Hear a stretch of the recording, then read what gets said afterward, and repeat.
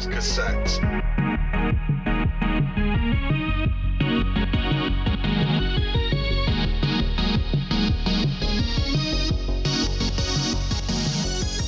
Gosh, I miss those times, man.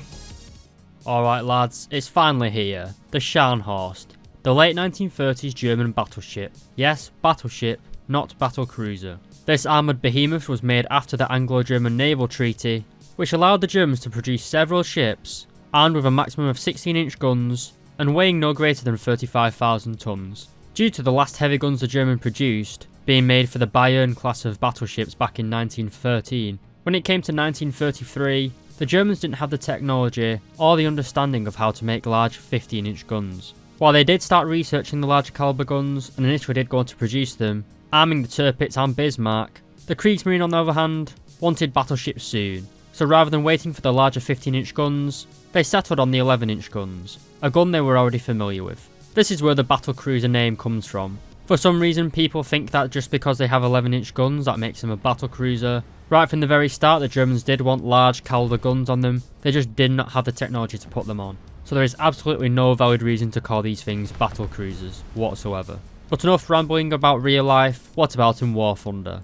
Well, the Scharnhorst is a rank 5 battle rating 6.3 battle cruiser. Gaijin, what are you doing lad? Anyway, apart from this, to unlock this vehicle you're going to have to grind out 320,000 research points before purchasing it for the cost of 790,000 silver lions. After you unlock the ship, you're going to have to put it in your lineup for the cost of 230,000 silver lions. Being a battleship, I'd always recommend getting the Expert in Ace qualifications. It speeds up your reload and your repair timers. For the Expert qualification it's going to set you back 790,000 silver lions, and for the Ace, 1,800 golden eagles. We now come to the bad side of ships, that is the repair cost. In realistic battles, and fully modified, it will set you back 31,883 silver lions. Seeing as it's a brand new vehicle, there currently aren't any skins available, but that may well change whenever Gaijin drops a new camo pack. So lads, Naval has quite a small player base, so is it even worth grinding out this ship?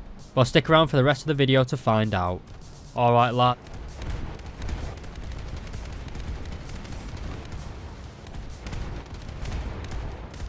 Alright, ship performance, there's not too much to say here. There is one unique thing about the Scharnhorst currently in the game, that it is the only battleship that is capable of reaching 32 knots.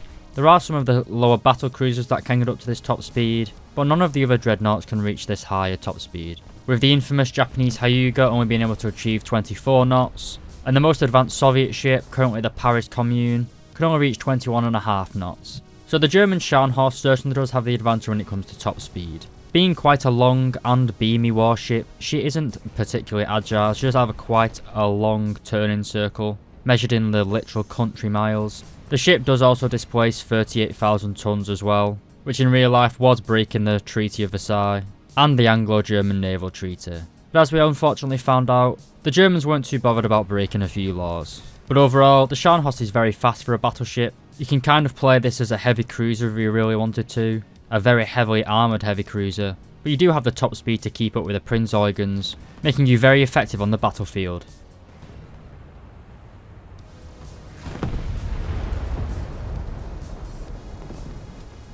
Alright, the armour and survivability of the Scharnhorst. We take a quick look at the crew skills, then go on to the ship commander and crew interchangeability. We can see that we have a maximum amount of crew as 1,336 men. In War Thunder naval battles, your crew level kind of counts as your hit points. The more and more crew you lose, the longer it takes to both reload the guns, repair the ship, and do pretty much everything else. Once you're taken down to 10% of your maximum crew, you're no longer able to repair the ship and will slowly sink.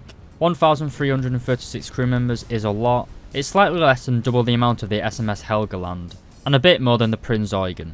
But luckily for the Scharnhorst, it has far more armour than the Eugen. The main armour belt of the Scharnhorst is 13.1 inches thick. This is pretty good, and it does have pretty good internal armour as well. There are very few things that can actually penetrate the belt of the Scharnhorst currently in game, and you're pretty much immune to everything apart from the heaviest of enemy battleships.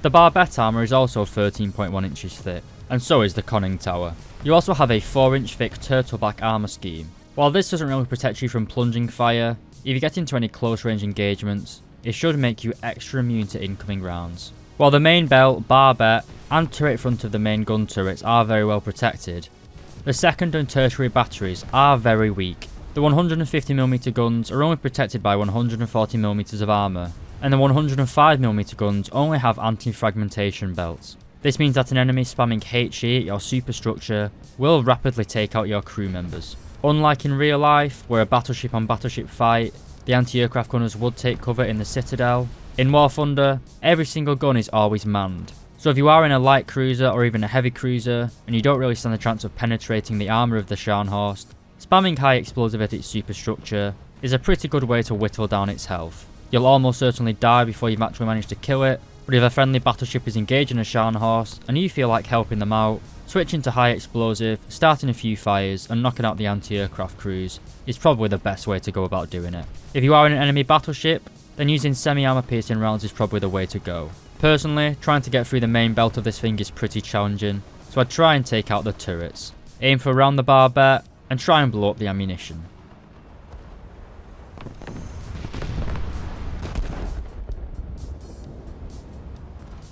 Alright, onto the firepower. Basically, in the early 1930s, the Germans didn't really have the capability to produce guns anymore.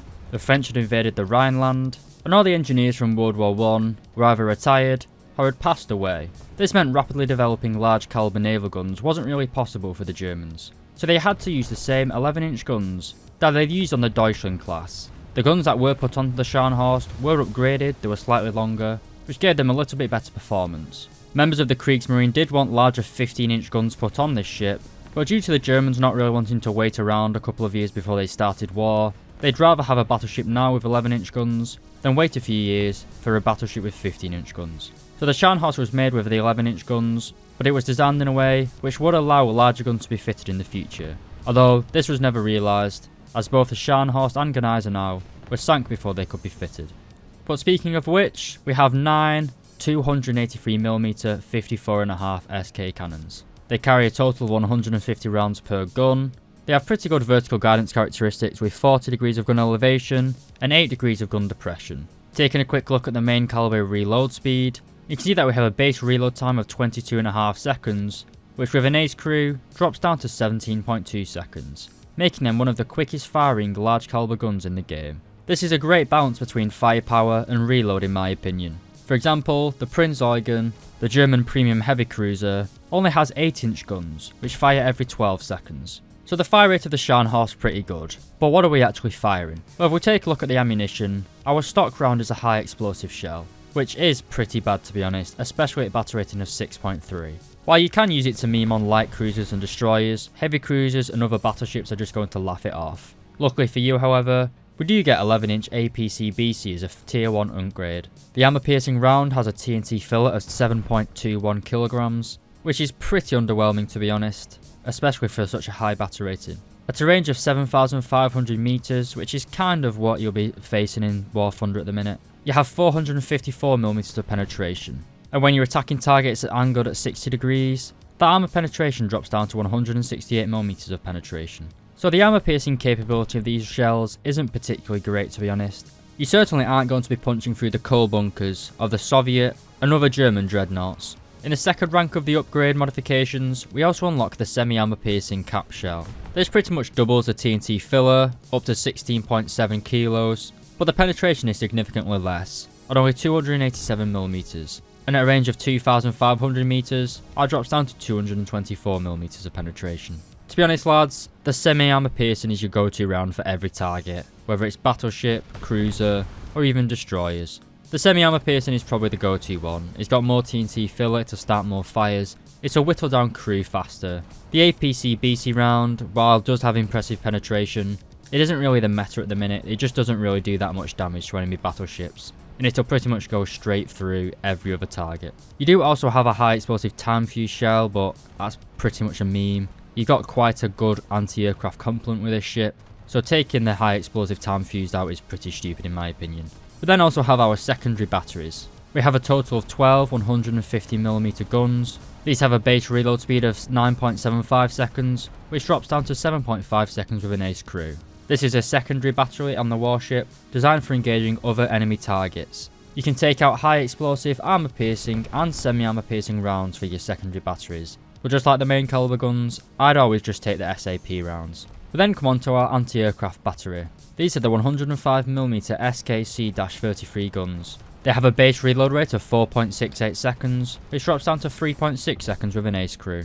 You only have one option here, and that is a high explosive time fuse shell. These guns are pretty decent for long range air defense, however they're not as good as the American or British options, which have high explosive variable time fuse, which is much more effective in my opinion. We do then have a collection of 3.7cm and 2cm anti-aircraft guns. These are basically the German versions of the 40mm Bofors and the 20mm Oerlikon. Overall, the firepower of the Scharnhorst is very good, at least when it comes to killing enemy cruisers. When it comes to enemy battleships, you are going to struggle. While in real life, this certainly was a battleship, it was not a battle cruiser, but in War Thunder, the Scharnhorst was pretty much just designed for killing cruisers. It doesn't have the penetration or the TNT filler to really take on other battleships. The Hyugas and HMS Marlborough just have more guns, bigger calibers, and just all around more firepower. While this is the best battleship currently in the German tech tree, and probably the most well protected battleship in the game at the minute, I wouldn't say it's the most powerful, at least when it comes to firepower.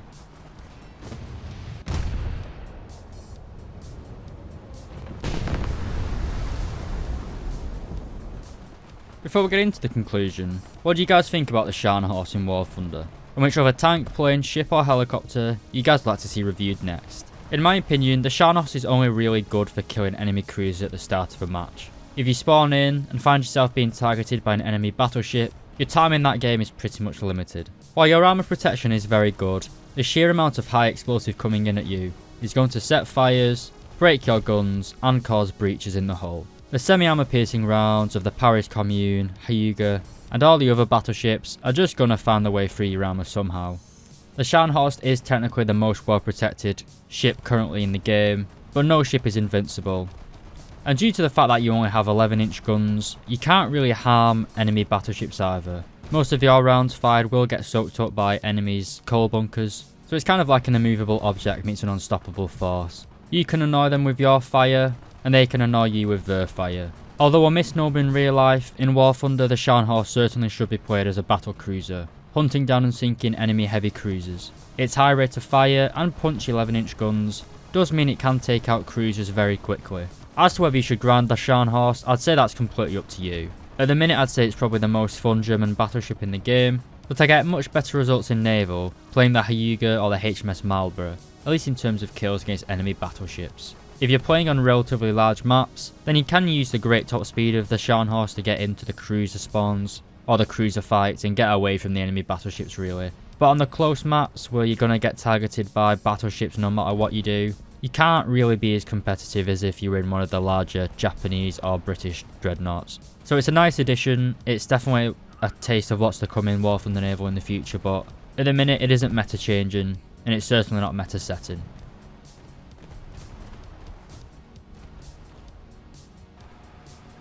Alright lads, I hope you enjoyed that video, and if you did, please do consider subscribing to the channel. You can also leave a like and a comment, which again, also boosts me in the algorithm, helping my channel to grow. You can also follow me on Twitter as well as Twitch, and if you're a huge fan of the channel, you can become a member of the YouTube channel, which will give you a unique icon next to your comment, in both comments under videos and on YouTube live streams. Once again, thank you very much for watching this far into the video lads, and I'll see you in the next one.